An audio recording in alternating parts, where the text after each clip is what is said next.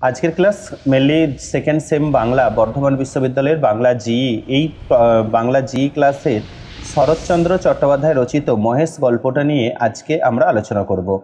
তো গল্পের শুরুতেই আমরা এর আগে বিভিন্নভাবে বলছিলাম শরৎচন্দ্র চট্টোপাধ্যায় সম্বন্ধে। শরৎচন্দ্র চট্টোপাধ্যায় সংসারে যারা শুধু দিলে পেলে না কিছুই, সে অবাঞ্ছিত লাঞ্ছিত মানুষদের কথাই বলেছেন। যখন আমরা শুধু মন্দির গল্পটা তার ব্যতিক্রম ছিল, মন্দির গল্পে আমরা দেখেছিলাম যে নিজের পতিগৃহ মানে স্বামীর থেকেও মন্দিরের প্রতি টান ছিল বেশি, এটা আমরা লক্ষ্য করেছিলাম। কিন্তু আগের দিন যখন আমরা এই গল্পটা পড়লাম, অর্থাৎ আগের দিন যখন আমরা দেখলাম, আগের দিন যে গল্পটা পড়ছিলাম মেনলি অভাগীর স্বর্গ, এই অভাগীর স্বর্গ গল্পটা যখন পড়ছিলাম সেখানেও কিন্তু আমরা লক্ষ্য করেছিলাম যে সংসারে যারা কিছু দিলে পেলে না কিছুই, সেই অবাঞ্ছিত লাঞ্ছিত মানুষদের হয়েই কথা বলেছিলেন শরৎচন্দ্র চট্টোপাধ্যায়, বা কথা বলেছেন সমাজের যে শোষিত শ্রেণী, সেই শোষিত শ্রেণীর হয়ে কথা বলেছেন। আজকেও আমরা দেখব এখানে, আমরা যদি অভাগীর স্বর্গ গল্পটা দেখি, অভাগীর স্বর্গ গল্পেও একটা জিনিস লক্ষ্য করছিলাম, অন্তজ শ্রেণীর মানুষের চিত্র, অর্থাৎ অন্তজ দরিদ্র বা দারিদ্র পীড়িত নিপীড়িত অন্তজ শ্রেণীর মানুষের চিত্র, যেটা কাঙালির মা অভাগীকে দেখে আমরা উপলব্ধি করতে পেরেছিলাম। আজকে আমরা দেখব গল্প যখন মহেশ গল্প, এই গল্পে আমরা যখন দেখব এই গল্পেও কিন্তু অন্তজ শ্রেণীর মানুষের কথাই বলা হয়েছে। এই মহেশ গল্পটি শরৎচন্দ্র চট্টোপাধ্যায় 1923 খ্রিস্টাব্দে রচনা করেন। মহেশ গল্পটি মূলত হরিলক্ষ্মী নামক গল্পগ্রন্থের অন্তর্গত। এই গল্পেও আমরা দেখব গল্পের শুরুতে যে মহেশ বলে একটা ক্যারেক্টার। এখন প্রশ্ন যদি আমি দেখি এই মহেশকে, এখন মহেশ শব্দটা যদি বিশ্লেষণ করি, মহাযুক্ত ইস ইকুয়ালস টু মহেশ, অর্থাৎ মহেশ মূলত আমরা ঘুরিয়ে ফিরে দেবাদিদেবের সাথে সম্পর্কিত একটা নাম এই মহেশ, যদিও গল্পে মহেশ একটা ষাঁড়ের নাম। এবার নর্মালি আমরা দেখি যে হিন্দুদের ক্ষেত্রে হিন্দুরা এই গোমাতাকে পুজো করে। এবার প্রশ্ন, তাহলে কি মুসলমান সম্প্রদায়ের লোকেরাও পুজো করে? আমরা দেখি অনেক সময় বিভেদ, সাম্প্রদায়িকতার রাজনীতি বা সাম্প্রদায়িকতার একটা বাতাবরণ তৈরি করে দেওয়া হয়, কিন্তু এই গল্পে দেখব একটা অসাম্প্রদায়িক মনোভাবই যেন ফুটে উঠেছে। তৎকালীন সমাজচিত্র যেমন ফুটে উঠেছে, ঠিক তেমনি সমাজের নিপীড়িত মানুষদের কথাও গল্পে তুলে ধরা হয়েছে। যাই হোক, গল্পের প্রথম পরিচ্ছেদে আমরা আসি। গল্পের প্রথম পরিচ্ছেদ, গ্রামের নাম কাশীপুর, একটা ছোট্ট গ্রাম যার নাম কাশীপুর। গ্রাম ছোট, জমিদার আরও ছোট, তবু দাপটে তার প্রজারা টু শব্দটি করিতে পারে না, এমনই প্রতাপ। প্রথম লাইনে দাগ দিয়ে রাখো, গ্রামের নাম কাশীপুর। কোশ্চেন, গ্রামের নাম কি ছিল? কোন গ্রামের গল্প মহেশ গল্পটি? তো সেই জমিদারের ছোট ছেলের জন্মতিথি পূজা সারিয়া তর্করত্ন, একটা ক্যারেক্টার পেলাম, দাগ দিয়ে রাখো, পূজা সারিয়া তর্করত্ন দ্বীপপহর বেলায় বাটি ফিরিতেছিলেন। বেলা দ্বীপপহরে বাড়ি ফিরছিলেন এই তর্করত্ন। যখন বেলা দ্বীপপহরে বাড়ি ফিরছেন তর্করত্ন, এই তর্করত্ন সম্বন্ধে আমাদের একটু জানতে হবে। তর্করত্ন ওই গ্রামেরই একজন বিজ্ঞ বা পণ্ডিতজ্ঞ পুরোহিত, যিনি শুধু সমাজের উঁচু শ্রেণীর মানুষেরই মঙ্গল কামনা করতে ব্যস্ত থাকেন। বৈশাখ শেষ হয়ে আসে, কিন্তু মেঘের ছায়াটুকু কোথাও নেই। অনাবৃষ্টির আকাশ হইতে যেন আগুন ঝরিয়া পড়িতেছে, অর্থাৎ আজকের মতো যেন ওয়েদার, যেন আগুন ঝরে পড়ছে। সম্মুখের দিগন্ত জোড়া মাঠখানা জ্বলিয়া পুড়িয়া ফুটি ফাটা হইয়া আছে, আর সেই লক্ষ্য ফাটল দিয়া ধরিত্রীর বুকের রক্ত নিরন্তর ধোঁয়া হইয়া উড়িয়া যাইতেছে। অগ্নিশিখার মতো তাহাদের সর্পিল মানে সাপের মতো আঁকা বাঁকা যে ঊর্ধ্ব গতির প্রতি চাহিয়া থাকিলে মাথা ঝিমঝিম করে, দাগ দাও যেন নেশা লাগে। তাহলে এই যে অংশটুকু, এই অংশটুকু নিয়ে আমি যদি ছোট্ট করে পয়েন্ট করি, তাহলে পয়েন্ট করতে পারো গ্রামের পরিচয় ও প্রকৃতির চিত্রণ। গ্রামের পরিচয় ও প্রকৃতির চিত্রণ, কেমন কোন গ্রামের কথা বলা হয়েছে আর এই সময়ের প্রকৃতি কেমন ছিল, গ্রামের পরিচয় ও প্রকৃতির চিত্রণ। একদম এইটুকু মনে রাখলেই তোমরা গল্পটা কিন্তু অলরেডি অনায়াসে মনে রাখতে পারবে। যাই হোক, ইহারি সীমানায় পথের ধারে গফুর জলার বাড়ি। এই যে গ্রামের সীমানায় বাড়ি, এই সীমানায় বাড়ি মানে অন্তজ শ্রেণীর মানুষ। আর গফুর জলার বাড়ি, গফুর কোনো হিন্দু নাম নয়, নিশ্চয়ই বুঝতে পারছো গফুর সাধারণত মুসলিম নাম। তাহলে এই যে জাতপাত ভেদ ছিল গ্রামে, সেটা কিন্তু আমরা প্রমাণিত পেলাম গফুর জোলার বাড়ি যেহেতু গ্রামের সীমানায়। তাহার মাটির প্রাচীর পড়িয়া গিয়া প্রাঙ্গণ আসিয়া পথে মিশিয়াছে। তাহার যে মাটির প্রাচীরটা ছিল সেটা পড়ে গেছে, পড়ে গিয়ে তার উঠানটা যেন পথেই মিশেছে, এবং অন্তঃপুরের লজ্জা সম্ভ্রম পথিকের করুণায় আত্মসমর্পণ করিয়া নিশ্চিত হইয়াছে। অর্থাৎ যদি পথিক যেতে যেতে ওই রাস্তায় বা ওই বাড়িটার অন্তঃপুরের দিকে না তাকায়, তবেই তাদের লজ্জা সম্ভ্রম রক্ষা করা যাবে। পথের ধারে একটা পিঠালি গাছের ছায়ায় দাঁড়াইয়া তর্করত্ন উচ্চ কণ্ঠে ডাক দিলেন, ডাক দাও, ওরে ও গফরা, বলি ঘরে আছিস? তাহার বছর দশেকের মেয়ে দাঁড়াইয়া সাড়া দিল, কেন বাবাকে? বাবার যে জ্বর। জ্বর? ডেকে দে হারামজাদাকে, পাষণ্ড ম্লেচ্ছ নিকৃষ্ট নরাধম। হাঁক ডাকে গফুর মিয়া ঘর হইতে বাহির হইয়া জ্বরে কাঁপিতে কাঁপিতে কাছে আসিয়া দাঁড়াইল। ভাঙ্গা প্রাচীরের গা ঘেঁষিয়া একটা পুরাতন বাবলা গাছ, তাহার ডালে বাঁধা একটা ষাঁড়। তর্করত্ন দেখাইয়া কইলেন, ওটা হচ্ছে কি শুনি? এই হিন্দুর গাঁ, ব্রাহ্মণ জমিদার, সে খেয়াল আছে? তার মুখখানা রাগে ও রৌদ্রের ঝাঁঝে রক্তবর্ণ, সুতরাং সে মুখ দিয়া তপ্ত খরবাক্ষই বাহির হইবে। কিন্তু হেতুটা বুঝিতে না পারিয়া গফুর শুধু চাহিয়া রহিল। তর্করত্ন বলিলেন, সকালে যাবার সময় দেখে গেছি বাঁধা, দুপুরে ফেরবার পথে দেখছি তেমনি ঠাই বাঁধা।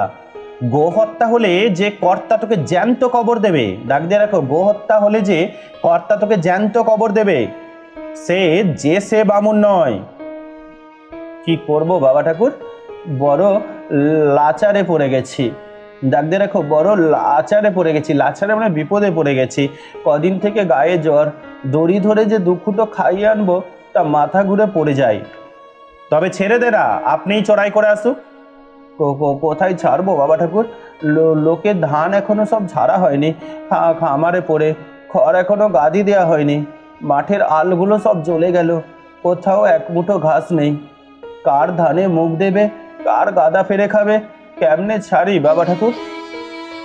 তর্করত্ন একটু নরম হইয়া কহিলেন, আরে না ছাড়িস তো ঠান্ডায় কোথাও বেঁধে দিয়ে দুয়াটি বিচুলি ফেলে দে না, ততক্ষণ চিবক। খড়ের আটি বিচুলি বলা হয়, তোমরা জানো। আর তোর মেয়ে ভাত রাঁধে নে, ফ্যানে জলে দে না, এক গামলা খাক।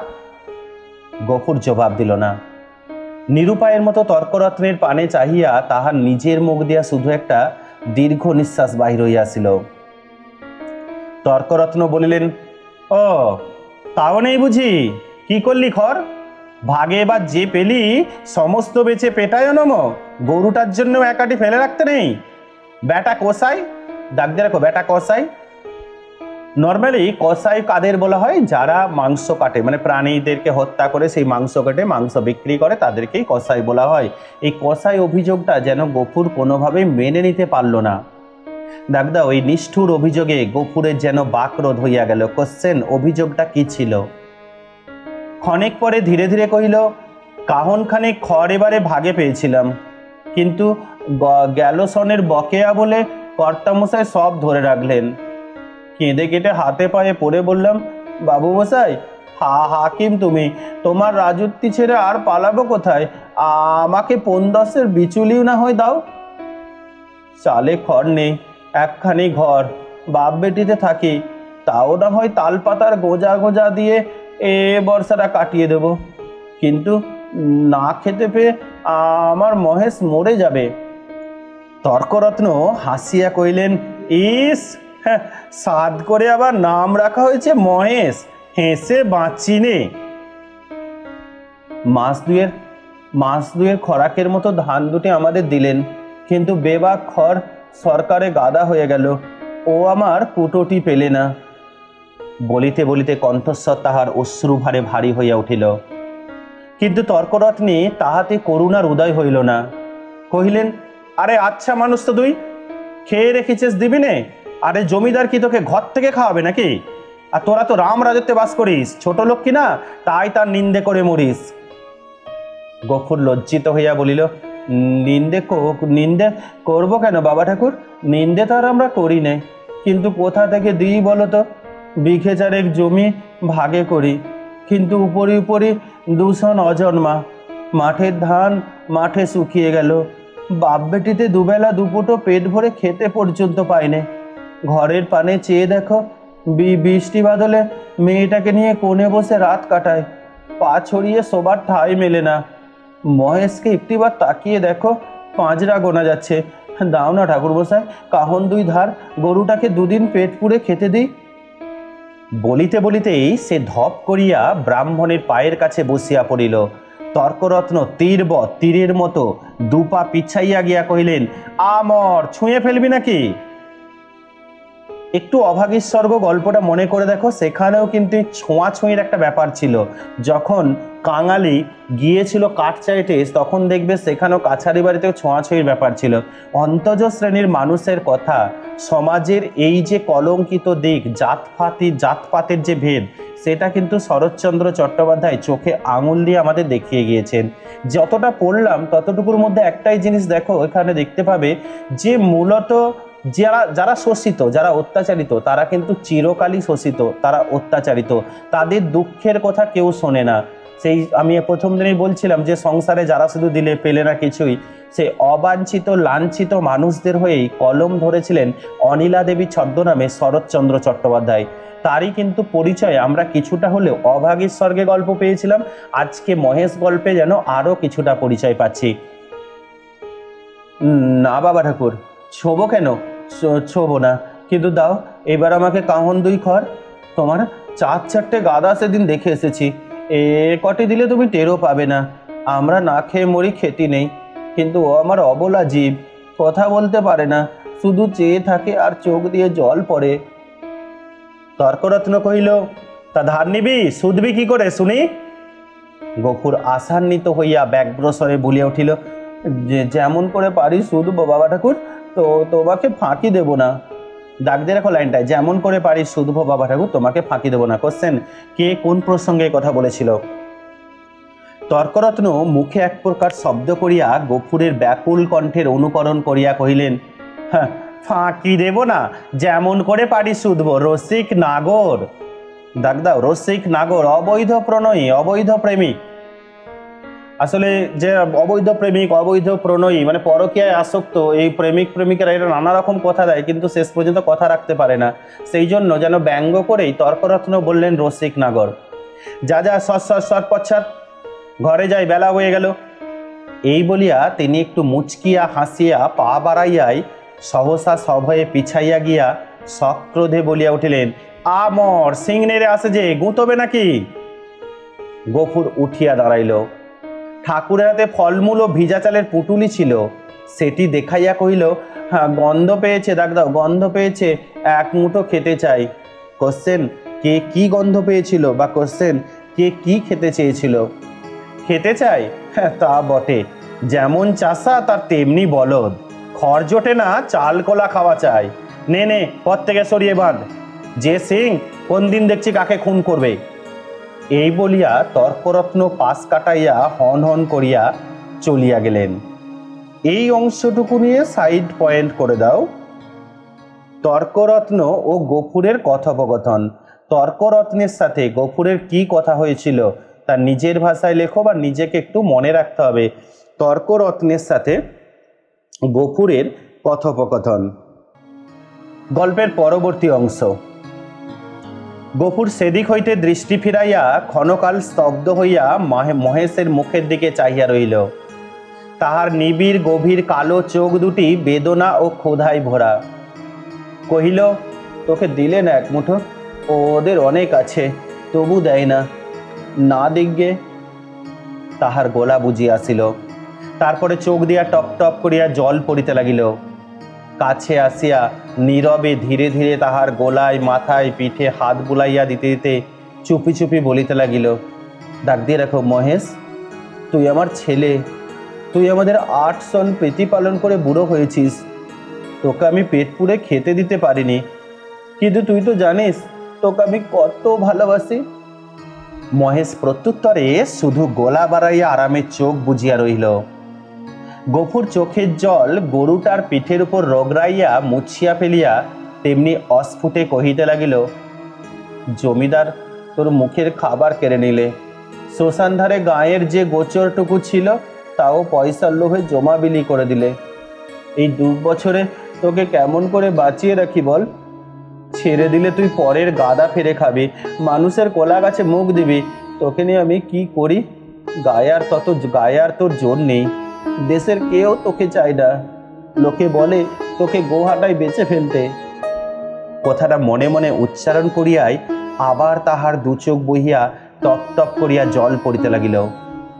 হাত দিয়া মুছিয়া ফেলিয়া গফুর একবার এদিকে ওদিকে চাহিল।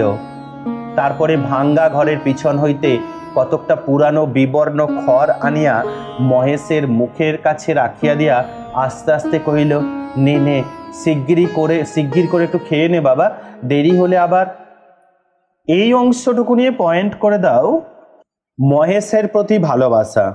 ঠিক সেই মুহূর্তেই যখন খড় ফিকে, মানে চাল থেকে খড় ফেরে দিচ্ছে, ঠিক তখনই দেখা গেল আমিনা বলছে, মানে ঠিক সেই মুহূর্তে দেখা গেল, বাবা কেন মা, ভাত খাবে এসো। এই বলিয়া আমিনা ঘর হইতে দুয়ারে আসিয়া দাঁড়াইল। এক মুহূর্ত চাহিয়া থাকিয়া কহিল, মহেশকে আবার চাল ফেরে খড় দিয়েছ বাবা? ঠিক দাগদাও, এই ভয় সে করিতেছিল। কোশ্চেন, কে কি ভয় করছিল? লজ্জিত হইয়া বলিল, পুরনো পচা খড় মা, আপনি ঝরে যাচ্ছিল। আমি যে ভেতর থেকে শুনতে পেলাম বাবা, তুমি টেনে বার করছো। না মা, ঠিক টেনে নয় বটে, কিন্তু দেয়ালটা যে পড়ে যাবে বাবা। গফুর চুপ করিয়া রহিল।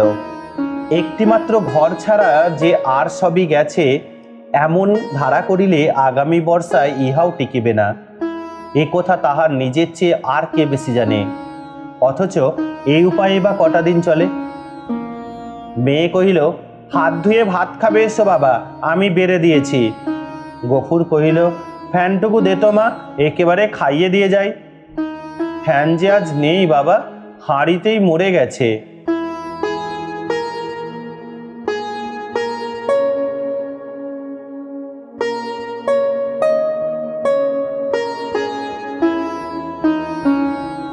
আসলে নর্মালি আমরা যখন ভাত করি কি হয়, ভাতের ফ্যানটা একটু জল বেশি করে দিয়ে ভাতের ফ্যানটা ফেলে দিই, কিন্তু অনেক সময় অভাবের সংসারে এই ফ্যানটুকু ফেলার মতো হয় না। কারণ দরিদ্র মানুষের কাছে এই ফ্যান আর নুনটাও যেন একটা প্রয়োজনীয় খাবার হয়। অনেক সময় ফ্যানটা ভাতেই ফুটে ফুটে মরে যায়, যার ফলস্বরূপ পুষ্টিগুণটা অনেকটা রয়ে যায়। অভিজ্ঞ আমিনা কিন্তু এটা জানতো। নেই, গফুর নীরব হইয়া রহিল। দুঃখের দিনে এটুকু যে নষ্ট করা যায় না, এই 10 বছরের মেয়েটাও তা বুঝিয়াছে। হাত ধুইয়া সে ঘরের মধ্যে দাঁড়াইল। একটা পিতলের থালায় পিতার সাকান্ন সাজাইয়া দিয়া কন্যা নিজের জন্য একখানি মাটির সানকি, মানে মাটির পাত্রে ভাত বাড়িয়া লইয়াছে। চাহিয়া চাহিয়া গফুর আস্তে আস্তে কহিল, আমিনা, আমার গায়ে যে আবার শীত করে মা, জ্বর গায়ে খাওয়া কি ভালো? আমিনা উদ্বিগ্ন মুখে কহিল, কিন্তু তখন যে বললে বড় খিদে পেয়েছে। ও তখন হয়তো জ্বর ছিল না মা। তাহলে তুলে রেখে দিই, সাঁঝের বেলা খেও। গফুর মাথা নাড়িয়া বলিল, কিন্তু ঠান্ডা ভাত খেলে যে অসুখ বাড়বে আমিনা। আমিনা কহিল, তবে? গফুর কত কি যেন চিন্তা করিয়া হঠাৎ এই সমস্যার দাগ দিয়ে রাখো মীমাংসা করিয়া ফেলিল। কোশ্চেন, কে কোন সমস্যার মীমাংসা করলো? কহিল, এক কাজ কর না মা, মহেশকে না হয় ধরে দিয়াই, তখন রাতের বেলা আমাকে এক মুঠো ফুটিয়ে দিতে পারবি না আমিনা? প্রত্যুত্তরে আমিনা মুখ তুলিয়া ক্ষণকাল চুপ করিয়া পিতার মুখের প্রতি চাহিয়া রহিল। তারপরে মাথা নিচু করিয়া ধীরে ধীরে ঘাড় নাড়িয়া কহিল, পারবো বাবা। গফুরের মুখ রাঙ্গা হইয়া উঠিল। দাগদাও, পিতা ও কন্যার মাঝখানে এই যে একটুখানি ছলনার অভিনয় হইয়া গেল, তাহা এই দুটি প্রাণী ছাড়া আরো একজন বোধ করি অন্তরিক্ষে থাকিয়া ও লক্ষ্য করিলেন। বেশ, গল্পের একটা ভালো মুহূর্ত তোমরা এখানটাই অলরেডি পাচ্ছ। কি পাচ্ছ? গল্পে পিতা আর কন্যার মাঝে একটা ছোট্ট অভিনয় হয়ে গেল। যে কন্যা আমিনা ভাতের ব্যবস্থা করেছিল, ভাত রান্না করেছিল, পিতা গফুর সেই ভাত খাওয়ার জন্য প্রস্তুত ছিল, কিন্তু তার পুত্র সম মহেশ খেতে পায়নি বা খেতে পাচ্ছে না, এটা যেন কোনোভাবে মানতে পারেনি গফুর। তাই গফুর কন্যাকে বলল, এই মহেশকে ভাতটা ধরে দিতে এবং জ্বর হওয়ার অভিনয় করলো। অন্যদিকে মেয়েকে যখন বলল যে তুই কি রেঁধে দিতে পারবি না ওবেলা, তখন মেয়ে কিন্তু জানালো হ্যাঁ পারবে। আসলে মেয়েও যেন একটা অভিনয় করলো, কারণ এই দরিদ্রের সংসারে যেন দুবেলা গরম ভাত করা কোনোভাবেই সম্ভব ছিল না। আর এই যে পিতার কন্যার যে অভিনয়, এই অভিনয় যেন অন্তরিক্ষে থেকে ঈশ্বরও প্রত্যক্ষ করলেন। তাহলে এই অংশটুকু নিয়ে সাইড পয়েন্ট করে দাও। দারিদ্রতা ও পিতা ও কন্যার অভিনয়, একদিকে দারিদ্র্যময় জীবনচিত্র পেলাম, অন্যদিকে পিতা আর কন্যার মাঝে যে কি অভিনয় সেটাও আমরা কিন্তু লক্ষ্য করলাম। এবার গল্পের দ্বিতীয় পরিচ্ছেদ, যেটা গল্পকে ক্লাইম্যাক্সের দিকে নিয়ে যাবে। 5-7 দিন পরে একদিন পীড়িত গফুর চিন্তিত মুখে দাওয়ায় বসিয়াছিল। তাহার মহেশ কাল হইতে এখন পর্যন্ত ঘরে ফিরে নাই। নিজে সে শক্তিহীন, তাই আমিনা সকাল হইতে সর্বত্র খুঁজিয়া বেড়াইতেছে। পরন্ত বেলায় সে ফিরিয়া আসিয়া বলিল, শুনেছ বাবা, মানিক ঘোষেরা, ডাকতে রাখো, মানিক ঘোষেরা মহেশকে আমাদের খোঁয়ারে দিয়েছে। গফুর কহিল, হ্যাঁ দূর পাগলি, হ্যাঁ বাবা সত্যি, তাদের চাকর বললে তোর বাপকে বলগে যা দরিয়াপুরের খোঁয়ারে খুঁজতে। ডাকতে রাখো, কোথার খোঁয়ারে খুঁজতে বলেছিল? দরিয়াপুর। আর কি করেছিল সে? তাদের বাগানে ঢুকে গাছপালা নষ্ট করেছে বাবা। গফুর স্তব্ধ হইয়া বসিয়া রহিল। মহেশের সম্বন্ধে সে মনে মনে বহু প্রকার দুর্ঘটনা কল্পনা করিয়াছিল, কিন্তু এই আশঙ্কা ছিল না সে যেমন নিরীহ তেমনি গরিব। সুতরাং প্রতিবেশী কেহ তাহাকে এত বড় শাস্তি দিতে পারে এ ভয় তাহার হয় নাই, বিশেষত মানিক ঘোষ। গোব্রাহ্মণে ভক্তি তাহার এ অঞ্চলে বিখ্যাত। মেয়ে কইল, বেলা যে পড়ে এলো বাবা, মহেশকে আনতে যাবে না? গফুর বলিল, না, কিন্তু তারা যে বললে 3 দিন হলেই পুলিশের লোক তাকে গোহাটায় বেচে ফেলবে।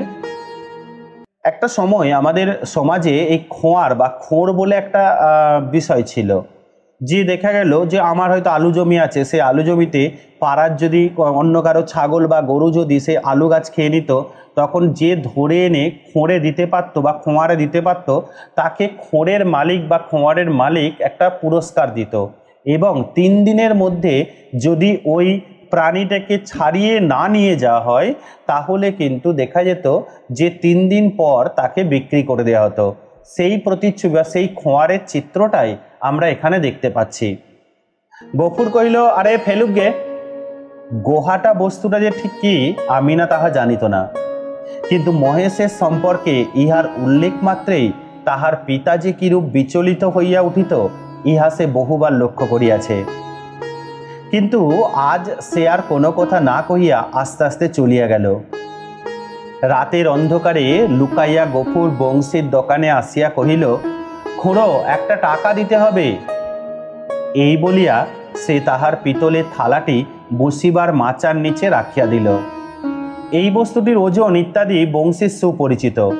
বছর 2 মধ্যে সে 5 ইহাকে বন্ধক রাখিয়া একটি করিয়া টাকা দিয়াছে। অতএব ডাক দাও, আজও আপত্তি করিল না। কোশ্চেন, কে আপত্তি করিল না? তৎকালীন সমাজচিত্র, 2টো পয়েন্ট আমরা এখানে পাবো সমাজচিত্রের। কি না, খোঁয়ার ব্যবস্থা ছিল, আর একটা প্রথা এখানে দেখতে পাচ্ছ, তৎকালীন সমাজে বন্ধকি কারবার মানে বন্ধক প্রথা ছিল।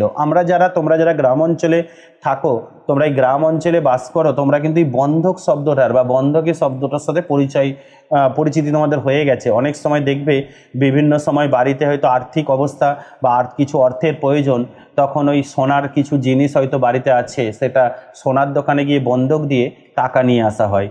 তো তখন তো সোনা ছিল না, তখন পিতলের থালা ছিল, আর পিতলের থালাটা সেই জন্য বন্ধক দেওয়া হয়েছে। মানে তৎকালীন সমাজেও এই বন্ধকি কারবার বা বন্ধকি প্রথা ছিল, সেটা কিন্তু আমরা গল্পসূত্রে জানতে পারছি। পরদিন যথাস্থানে আবার মহেশকে দেখা গেল। সেই বাবলাতলা, সেই দড়ি, সেই খুঁটা, সেই তৃণহীন শূন্য আধার, সেই ক্ষুধাতুর কালো চোখের সজল উৎসুক দৃষ্টি। একজন বুড়া গোছের মুসলমান তাহাকে অত্যন্ত তীব্র চক্ষু দিয়া পর্যবেক্ষণ করিতেছিল। অদূরে একধারে 2 হাঁটু জড়ো করিয়া বসিয়াছিল। পরীক্ষা শেষ করিয়া বুড়া চাদরের খুঁট হইতে একখানি 10 টাকার নোট বাহির করিয়া তাহার ভাঁজ খুলিয়া বারবার মসৃণ করিয়া লইয়া তাহার কাছে গিয়া কহিল, আর ভাঙাবো না, এই পুরোপুরি দিলাম, নাও।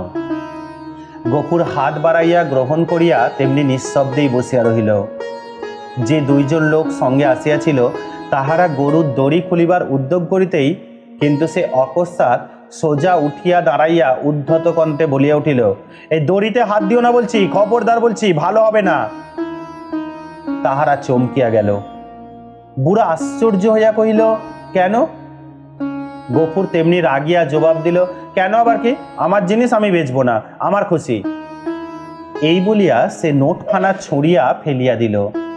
তাহারা কহিল, কাল পথে আসতে বায়না নিজে নিয়ে এলে যে, এই নাও না তোমাদের বায়না ফিরিয়ে। এই বলিয়া সে ট্যাঁক হইতে 2টা টাকা বাহির করিয়া ঝনাট করিয়া ফেলিয়া দিল। একটা কলহ বাঁধিবার উপক্রম হয় দেখিয়া বুড়া হাসিয়া ধীরভাবে কহিল, হে, চাপ দিয়ে আর 2 টাকা বেশি নেবে, এই তো? এই দাও হে, পানি খেতে ওর মেয়ের হাতে 2 টাকা দাও, কেমন? এই না? একটা জায়গা দেখো, যারা যদি এরকম গ্রামে যারা আছো, যদি এরকম পোষ্য কোনো প্রাণী গরু ছাগল থাকে, দেখবে এই গরু ছাগল যখন বিক্রি করা হয়, বিক্রি করার সময় ধরো বাড়ির অভিভাবক যারা, তারা হয়তো বিক্রি করছেন, টাকা বা অর্থের অভাবের জন্য বিক্রি করতে বাধ্য হচ্ছেন প্রিয় পোষ্যকে, তখন যিনি কিনে নিয়ে যাচ্ছেন তিনি শেষে একটা বাগালি দিয়ে যান। বাগালি মানে একটা এক্সট্রা উপহার আর কি। ধরো গরুর দাম হয়েছে বা ওই পোষ্যটার দাম হয়েছে 10,000 টাকা, তাহলে সেখানে দেখা যায় যে 10,000-এর উপরে 100 টাকা বা 200 টাকা ধরিয়ে দেওয়া হয়। কেন না, সেটা যিনি বা ওই বাড়ির যারা পালন করতেন ওই পোষ্যটাকে, তাদের জন্য ওটা একটা মিষ্টি খেতে দেওয়ার জন্য বা মিষ্টি জল খাওয়ার জন্য একটা পয়সা দেওয়া, এটাকে বাগালি প্রথা বলা হতো। সেম প্রসেসেই এখানেও যেন পানি খেতে 2 টাকা দিতে চাইল। আরে না না না, কিন্তু এর বেশি কেউ একটা আদলা দেবে না, তা জানো? গফুর সজরে মাথা নাড়িয়া কহিল, না। বুড়া বিরক্ত হইল, কহিল, আরে না তো কি, চামড়াটাই যে দামে বিকবে, নইলে মাল আর আছে কি? হে, তোবা তোবা তোবা তোবা তোবা। গফুরের মুখ দিয়া হঠাৎ বিশ্রী কটু কথা বাহির হইয়া গেল এবং পরক্ষণে সে ছুটিয়া গিয়া নিজের ঘরে ঢুকিয়া চিৎকার করিয়া শাসাইতে লাগিল যে, তাহারা যদি অবিলম্বে গ্রাম ছাড়িয়া না যায় তো জমিদারের লোক ডাকিয়া জুতা পেটা করিয়া ছাড়িবে। হাঙ্গামা দেখিয়া লোকগুলো চলিয়া গেল, কিন্তু কিছুক্ষণেই জমিদারের সদর হইতে তাহার ডাক পড়িল। গফুর বুঝিল এ কথা কর্তার কানে গিয়াছে। ডাক দাও, এই কথা কর্তার কানে গিয়াছে। কোশ্চেন, কোন কথা? সদরে ভদ্র অভদ্র অনেকগুলি ব্যক্তি বসিয়াছিল। শিবুবাবু, ডাক দাও, ওই জমিদারের নাম শিবুবাবু। শিবুবাবু চোখ রাঙ্গা করিয়া কইলেন, হ্যাঁ গফরা, তোকে যে আমি কি সাজা দেব ভেবে পাইনি। কোথায় বাস করে আছিস জানিস? গফুর হাত জোড়া করিয়া কহিল, জানি, আমরা খেতে পাইনি, নইলে আজ আপনি যা জরিমানা করতেন আমি না করতাম না। সকলেই বিস্মিত হইল। এই লোকটাকে জেদি এবং বদমেজাজি বলিয়াই তাহারা জানিত। সে কাঁদো কাঁদো হইয়া কহিল, এমন কাজ আর কখনো করব না কর্তা। এই বলিয়া সে নিজের 2 হাত দিয়া নিজের 2 কান মলিল এবং প্রাঙ্গণের একদিক হইতে আর একদিক পর্যন্ত নাকখত দিয়া উঠিয়া দাঁড়াইল। শিবুবাবু সদয় কণ্ঠে কইলেন, আচ্ছা আচ্ছা, যা যা যা, হয়েছে, আর কখনো এসব মতিবুদ্ধি করিস নে। বিবরণ শুনিয়া সকলেই কণ্টকিত হইয়া উঠিলেন এবং এ মহাপাতক মহাপাপী যে শুধু কর্তার পুণ্য প্রভাবে ও শাসন ভয়ে নিবারিত হইয়াছে সেই বিষয়ে কাহারই সংশয় মাত্র রইল না। তর্করত্ন উপস্থিত ছিলেন। তিনি গো শব্দের শাস্ত্রীয় ব্যাখ্যা করিলেন এবং যে জন্য এই ধর্মজ্ঞানহীন ম্লেচ্ছ জাতিকে গ্রামের ত্রিসীমানায় বসবাস করিতে দেওয়া নিষিদ্ধ তাহা প্রকাশ করিয়া সকলের জ্ঞান নেত্র বিকশিত করিয়া দিলেন। গফুর একটা কথার জবাব দিল না। যথার্থ প্রাপ্য মনে করিয়া অপমান ও সকল তিরস্কার সবিনয়ে মাথা পাতিয়া লইয়া প্রসন্ন চিত্তে ঘরে ফিরিয়া আসিল। প্রতিবেশীদের গৃহ হইতে ফ্যান চাহিয়া আনিয়া মহেশকে খাওয়াইল এবং তাহার গায়ে, মাথায় ও শিঙে বারংবার হাত বুলাইয়া দিতে লাগিল। হাত বুলাই অস্ফুটে কত কথাই বলিতে লাগিল। এই অংশটুকু নিয়ে পয়েন্ট করো। বিক্রয়ের প্রস্তাব ও শাস্তি। একদিকে বিক্রয়ের প্রস্তাব, অন্যদিকে আবার চলছে শাস্তি, অর্থাৎ বিক্রয়ের প্রস্তাব। কি বিক্রির প্রস্তাব ছিল না, বিক্রির প্রস্তাব দেওয়া হয়েছিল মহেশকে, আর তার সাথে কিন্তু একটা শাস্তিও ছিল। গল্পের এই যে দুটো পরিচ্ছেদ আমরা দেখলাম, দুটো পরিচ্ছেদ, প্রথম পরিচ্ছেদে দেখলাম যে নিজে না খেয়ে মহেশকে খাওয়াচ্ছে, গল্পের দ্বিতীয় পরিচ্ছেদে আমরা দেখলাম যে মহেশের জন্যই গফুরের এত বিড়ম্বনা। গল্পের তৃতীয় পরিচ্ছেদ এবং শেষ পরিচ্ছেদ। জ্যৈষ্ঠ শেষ হইয়া আসিল, রুদ্রের যে মূর্তি একদিন শেষ বৈশাখে আত্মপ্রকাশ করিয়াছিল, সে যে কত ভীষণ, কত বড় কঠোর হইয়া উঠিতে পারে, তাহা আজিকার আকাশের প্রতি না চাইলে উপলব্ধি করাই যায় না। কোথাও যেন করুণার আভাস পর্যন্ত নাই। কখনো এই রূপের লেশমাত্র পরিবর্তন হইতে পারে, আবার কোন দিন এ আকাশ মেঘভারে স্নিগ্ধ সজল হইয়া দেখা দিতে পারে। আজ এ কথা ভাবিতেও যেন ভয় হয়, মনে হয় সহসা প্রজ্বলিত সমস্ত প্রজ্বলিত নভস্থল, প্রজ্বলিত মানে জ্বলন্ত নভস্থল, আকাশ ব্যাপিয়া যে অগ্নি অহরহ দিনরাত্রি ঝরিতেছে, ইহার অন্ত নাই, সমাপ্তি নাই। সমস্ত নিঃশেষে দগ্ধ হইয়া না গেলে এ আর থামিবে না। অর্থাৎ একটা প্রকৃতির চিত্র আরেকবার পেলাম, যেটা আজকের দিনের যেমন চিত্র, যেন মনে হচ্ছে আর বৃষ্টি হবে না, এত গরম, সেই রকম একটা পরিস্থিতি। এমনি দিনে দ্বীপ্রহর বেলায় গফুর ঘরে ফিরিয়া আসিল। পরের দ্বারে জন্মজুর খাটা তাহার অভ্যাস নয়, এবং মাত্র দিন 4-5 তাহার জ্বর থামিয়াছে, কিন্তু দেহ যেমন দুর্বল তেমনি শ্রান্ত। তবুও আজ সে কাজের সন্ধানে বাহির হইয়াছিল, কিন্তু এই প্রচণ্ড রৌদ্র কেবল তাহার মাথার উপর দিয়া গিয়াছে, আর কোনো ফল হয় নাই। ক্ষুধায়, পিপাসায় ও ক্লান্তিতে সে প্রায় অন্ধকার দেখিতেছিল। প্রাঙ্গণে দাঁড়াইয়া ডাক দিল, আমিনা, ভাত হয়েছে রে। মেয়ে ঘর হইতে আস্তে আস্তে বাহির হইয়া নিরুত্তরে খুঁটি ধরিয়া দাঁড়াইল। জবাব না পাইয়া চেঁচাইয়া কইল, আরে হয়েছে ভাত, কি বললি? হয়নি কেন শুনি? চাল নেই বাবা, চাল নেই। সকালে আমাকে বলিসনি কেন? তোমাকে রাত্রি যে বলেছিলুম। গফুর মুখ ভেঙাইয়া তাহার কণ্ঠস্বর অনুসরণ করিয়া কহিল, রাত্রি যে বলেছিলুম। রাত্রি বললে কারো মনে থাকে? নিজের কর্কশ কণ্ঠে ক্রোধ তাহার দ্বিগুণ বাড়িয়া গেল। মুখ অধিকতর বিকৃত করিয়া বলিয়া উঠিল, আরে চাল থাকবে কি করে? রোগা বাপ খাক আর না খাক, বুড়ো মেয়ে 4-5 করে ভাত গিলবি। এবার থেকে চাল আমি কুলুপ বন্ধ করে বাইরে যাব, তালা দিয়ে রেখে যাব। দে এক ঘটি জল দে, তেষ্টায় বুক ফেটে গেল। বল, তাও নেই। আমিনা তেমনি অধোমুখে মুখ নিচু করে দাঁড়াইয়া রহিল। কয়েক মুহূর্ত অপেক্ষা করিয়া গফুর যখন বুঝিল গৃহে তৃষ্ণার জল পর্যন্ত নাই, তখন সে আর আত্মসংবরণ করিতে পারিল না। দ্রুতপদে কাছে গিয়া ঠাস করিয়া সশব্দে তাহার গালে একটা চর কষাইয়া দিয়া কহিল, মুখ পড়া হারামজাদা মেয়ে, সারাদিন তুই করিস কি? এত লোকে মরে তুই মরিস নে? মেয়ে কথাটি কহিল না। মাটির শূন্য কলসিটি তুলিয়া লইয়া সেই রৌদ্রেই মাঝেই চোখ মুছিতে মুছিতে নিঃশব্দে বাহির হইয়া গেল। সে চোখের আড়াল হইতেই কিন্তু গফুরের বুকে দাগদাও সেল বেঁধিল। মা মোড়াই মেয়েটিকে সে যে কি করিয়া মানুষ করিয়াছে, সে কেবল সেই জানে। তার মনে পড়িল, এই তাহার স্নেহশীলা কর্মপরায়ণা শান্ত মেয়েটির কোনো দোষ নাই। খেতে সামান্য ধান কয়টি ফুরানো পর্যন্ত তাহাদের পেট ভরিয়া দুবেলা অন্ন জুটে না। কোনোদিন একবেলা, কোনোদিন বা তাহাও নয়। দিনে 5-6 বার ভাত খাওয়া যেমন অসম্ভব, তেমনি মিথ্যা। এবং পিপাসার জল না থাকার হেতুও তাহার অবিদিত নয়, অজানা নয়। গ্রামে যে 2-3টি পুষ্করিণী মানে পুকুর আছে, তাহা একেবারে শুষ্ক। শিবচরণবাবুর খিড়কির পুকুরে যা একটু জল আছে, তাহা সাধারণে পায় না। অন্যান্য জলাশয়ের মাঝখানে 2-1টা গর্ত করিয়া যাহা কিছু জল সঞ্চিত হয়, তাহাতে যেমন কারাকারি তেমনি ভিড়। বিশেষত মুসলমান বলিয়া এই ছোট্ট মেয়েটা তো কাছেই ঘেঁষিতে পারে না। ঘন্টার পর ঘন্টা দূরে দাঁড়াইয়া বহু অনুনয় বিনয়ে কেহ দয়া করিয়া যদি তাহার পাত্রে ঢালিয়া দেয়, সেইটুকুই সে ঘরে আনে। এ সমস্তই সে জানে। হয়তো আর জল ছিল না, কিংবা কারাকারির মাঝখানে কেহ মেয়েকে তাহার কৃপা করিবার অবসর পায় নাই। এমনি কিছু একটা হইয়া থাকিবে নিশ্চয়ই বুঝিয়া তাহার নিজের চোখেও জল ভরিয়া আসিল। এমনি সময়ে জমিদারের পিয়াদা যমদূতের ন্যায় আসিয়া প্রাঙ্গণে দাঁড়াইল। চিৎকার করিয়া ডাকিল, এই গফরা, ঘরে আছিস? গফুর তিক্ত কণ্ঠে সাড়া দিয়া কহিল, আছি, কেন? বাবু মশাই ডাকছেন, আয়। গফুর কহিল, আমার খাওয়া দাওয়া হয়নি, পরে যাব। দাগদাও এত বড় স্পর্ধা পিয়াদা সহ্য হইল না। সে কুৎসিত একটা সম্বোধন করিয়া কহিল, বাবুর হুকুম, জুতো মারতে মারতে টেনে নিয়ে যেতে। গফুর দ্বিতীয়বার আত্মবিস্মৃত হইল। সেও একটা দুর্বাক্য উচ্চারণ করিয়া কহিল, মহারানীর রাজত্বে কেউ কারো গোলাম নয়, খাজনা দিয়ে বাস করি, আমি যাব না। যেহেতু মহারানী বলতে কি, যেহেতু তখন ব্রিটিশ শাসন আর মহারানী ভিক্টোরিয়ার অধীনস্থ ভারতবর্ষ, সেই জন্য মহারানীর রাজত্ব কথাটা বলা হচ্ছে। কিন্তু সংসারে অত ক্ষুদ্রের অত বড় দোহাই দেওয়া শুধু বিফল নয়, বিপদের কারণ।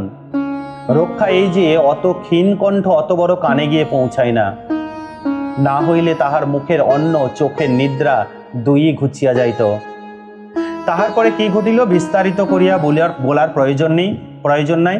কিন্তু ঘণ্টাখানিক পরে যখন সে জমিদারের সদর হইতে ফিরিয়া গিয়া নিঃশব্দে শুইয়া পড়িল, তখন তাহার চোখ মুখ ফুলিয়া উঠিয়াছে। তাহার এত বড় শাস্তির হেতু প্রধানত মহেশ।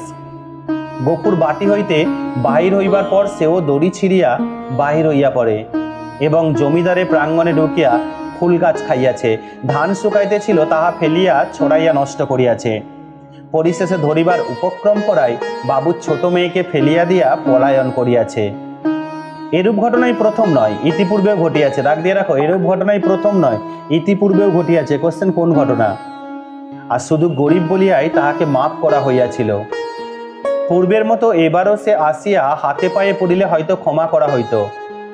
কিন্তু সে যে কর দিয়া বাস করে বলিয়া কাহারও গোলাম নয় বলিয়া প্রকাশ করিয়াছে, প্রজার মুখের এত বড় স্পর্ধা জমিদার হইয়া শিবচরণ বাবু কোনো মতেই সহ্য করিতে পারেন নাই।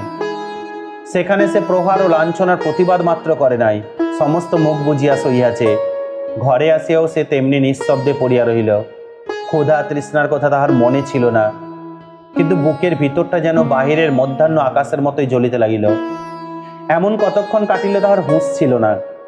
কিন্তু প্রাঙ্গণ হইতে সহসা তাহার মেয়ের আর্তকণ্ঠ কানে যাইতেই সে সবেগে উঠিয়া দাঁড়াইল এবং ছুটিয়া বাহিরে আসিতে দেখিল আমিনা মাটিতে পড়িয়া এবং বিক্ষিপ্ত ভাঙ্গা ঘট হইতে জল ঝরিয়া পড়িতেছে।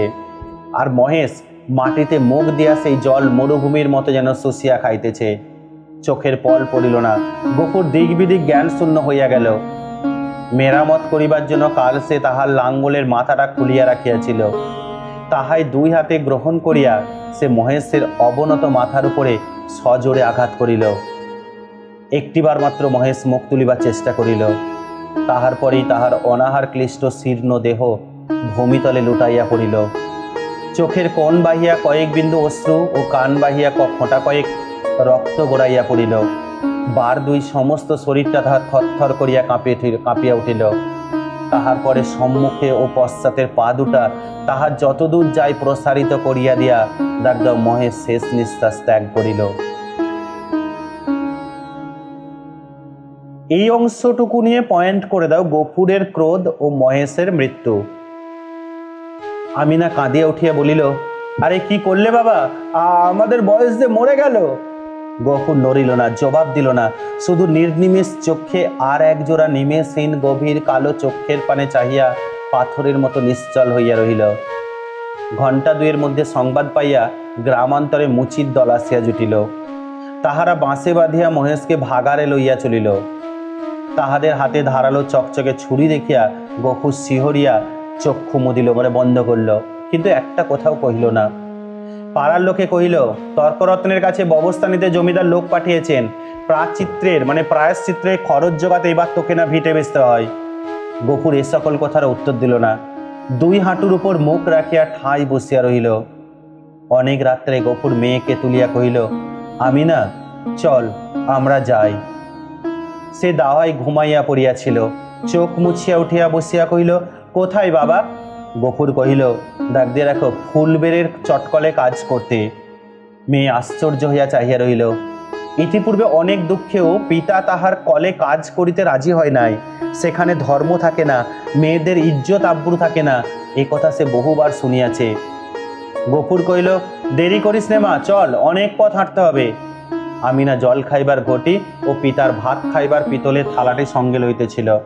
গফুর নিষেধ করিল, ওসব থাক মা, ওতে আমার মহেশের প্রাচিত্তির হবে। অন্ধকার গভীর নিশীতে সে মেয়ের হাত ধরিয়া বাহির হইল। এই গ্রামে আত্মীয় কেহ তাহার ছিল না, কাহাকেও বলিবার কিছু নাই। আঙিনা পার হইয়া পথের ধারে সেই বাবলা তলায় আসিয়া সে থমকিয়া দাঁড়াইয়া সহসা হু হু করিয়া কাঁদিয়া উঠিল। নক্ষত্র খচিত কালো আকাশে বুক তুলিয়া বলিল, দাগ দিয়ে রাখবে পুরোটা, আল্লাহ আমাকে যত খুশি সাজা দিও, কিন্তু মহেশ আবার তেষ্টা নিয়ে মরেছে। তার চোরে খাবার এতটুকু জমি কেউ রাখেনি, যে তোমার দেওয়া মাঠের ঘাস, তোমার দেওয়া তেষ্টার জল তাকে খেতে দেয়নি। তার কসুর তুমি যেন কখনো মাফ করো না, কখনো মাফ করো না।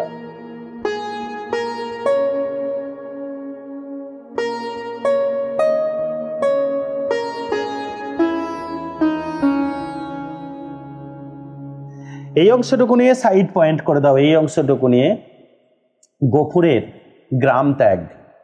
সমগ্র গল্প জুড়ে আমরা যেটা লক্ষ্য করলাম, গল্পের দুটো ক্যারেক্টার আমাদের সব থেকে বেশি আকৃষ্ট করলো, একদিকে গফুর মিয়া, অন্যদিকে মহেশ। এবার অনেকের প্রশ্ন হতে পারে যে গল্পটার নাম তো গফুর মিয়া, এই নাম হওয়াই উচিত ছিল, গফুর নাম হওয়া উচিত ছিল, কেন মহেশ নাম হয়েছে?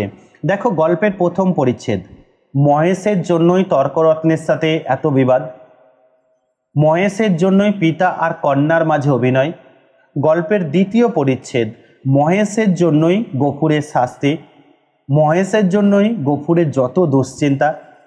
গল্পের শেষ পরিচ্ছেদ, যতদিন মহেশ বেঁচে ছিল, জীবিত ছিল, ততদিন বহু কষ্ট করে, বহু দরিদ্রতার মধ্যেও গফুর তার গ্রামে ছিল।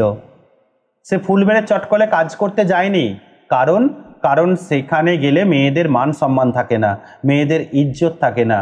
কিন্তু গল্পের শেষে গিয়ে, গল্পের শেষ পরিচ্ছেদে আমরা আরেকটা জিনিস দেখলাম যে মহেশের মৃত্যুর সাথে সাথে গফুর গ্রাম ছাড়ল এবং শেষে আল্লাহর কাছে, ইনশাআল্লাহ বিসমিল্লাহর কাছে একটাই প্রার্থনা করলো যে যেন এই অপরাধ, যারা অপরাধী, তাদের যেন কোনোদিনও আল্লাহ ক্ষমা করে না। গল্পের এই সূত্র ধরেই আমরা একটা জিনিস লক্ষ্য করলাম, গল্পের পুরোটাই যেহেতু মহেশকে কেন্দ্র করে তৈরি হয়েছে, তাই গল্পের নামকরণ মহেশ সার্থক এবং তাৎপর্যমণ্ডিত হয়েছে। ফিরে আসবো পরবর্তী সময়ে প্রশ্নোত্তর পর্ব নিয়ে।